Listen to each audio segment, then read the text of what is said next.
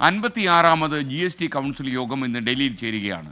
GST നിരക്കുകൾ ലളിതമാക്കുന്നതിൻ്റെ ഭാഗമായിട്ടാണ് യോഗം നടക്കുന്നത്. 12-28% സ്ലാബുകൾ ഇല്ലാതാക്കാനാണ് നിർദ്ദേശം. അതുപോലെ ഈ ആദായ നികുതി റിട്ടേൺ സമർപ്പിക്കുന്നതിൽ കാര്യമായ ചില മാറ്റങ്ങളും വരുമെന്നാണ് സൂചന. വിനീത വിജി ഡൽഹിയിൽ നിന്ന് വിവരങ്ങൾ നൽകാൻ ശരിയാണ്. വിനീത, ഗുഡ് മോർണിംഗ്. പറയൂ.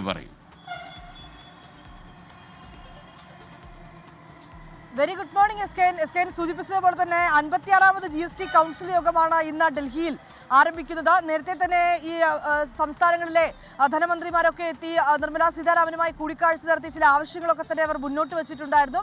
അതിന് പിന്നാലെ ഇന്നിതാ ഈ GST കൗൺസിൽ യോഗം ചേരുകയാണ്. ഇതിന്റെ ഏറ്റവും പ്രധാനപ്പെട്ട ഒരു അജണ്ട എന്ന് പറയുന്നത് ഈ GST നിരക്കുകൾ ലളിതമാക്കുന്നതിനുള്ള നിർദ്ദേശം. അത് യോഗത്തിന്റെ പ്രധാനപ്പെട്ട ഒരു അജണ്ടയാണ്.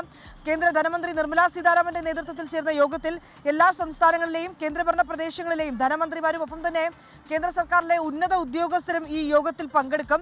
നികുതി ഘടന ലളിതവൽക്കരിക്കുന്നതിന്റെ ഭാഗമായി നിലവിൽ നമുക്ക് 4 സ്ലാബുകളാണുള്ളത്. ഇതിൽ 12% ഒപ്പം തന്നെ 28% സ്ലാബുകൾ ഇല്ലാതാക്കുക എന്നുള്ളത് തന്നെയാണ് ഏറ്റവും പ്രധാനപ്പെട്ട ഒരു നിർദ്ദേശം. അതേസമയം ആഡംബര വസ്തുക്കൾ, ഡീമെറിറ്റ് വസ്തുക്കൾ എന്നിവയ്ക്ക് 40% നികുതി തുടരുമെന്നും ഒരു സൂചന കൂടിയുണ്ട്. ചില വസ്തുക്കൾക്കൊക്കെ തന്നെ നികുതിയിലൊരു ഇളവുണ്ടാകാനും സാധ്യതയുണ്ട്.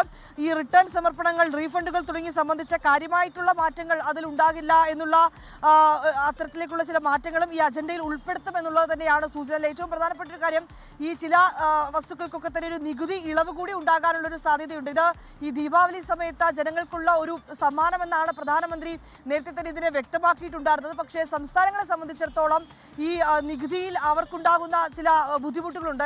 അത്തരത്തിലേക്കുള്ള കാര്യങ്ങളൊക്കെ തന്നെ പരിഹരിക്കണം. നികുതി നഷ്ടം, സംസ്ഥാനങ്ങൾക്കുണ്ടാകുന്ന നികുതി നഷ്ടം പരിഹരിക്കണം എന്നൊരു ആവശ്യം നേരത്തെ തന്നെ സംസ്ഥാനങ്ങൾ മുന്നോട്ട് വെച്ചിട്ടുണ്ടായിരുന്നു. ഏതാണെങ്കിലും അത്തരം കാര്യങ്ങളൊക്കെ പരിഗണിച്ചുകൊണ്ടായിരിക്കുമോ ഇക്കാര്യത്തിലൊരു തീരുമാനം ഉണ്ടാവുക എന്നുള്ളതൊക്കെ നമുക്ക് യോഗത്തിന്റെ തുടർ വിവരങ്ങളിൽ നിന്നൊക്കെ ലഭ്യമാകും. ഏതാണെങ്കിലും ഇന്ന് 56ാമത് GST കൗൺസിൽ യോഗം ഡൽഹിയിൽ ചേരുകയാണ്. ലോകത്തെവിടെയായാലും ഏത് സമയത്തും 24 വാർത്തകളും ഓഗ്മെന്റഡ് റിയാലിറ്റി പാക്കേജുകളും എക്സ്പ്ലെയിനറുകളും വിശദമായി കാണാൻ ഞങ്ങളുടെ YouTube ചാനൽ നിങ്ങൾക്ക് സബ്സ്ക്രൈബ് ചെയ്യാം.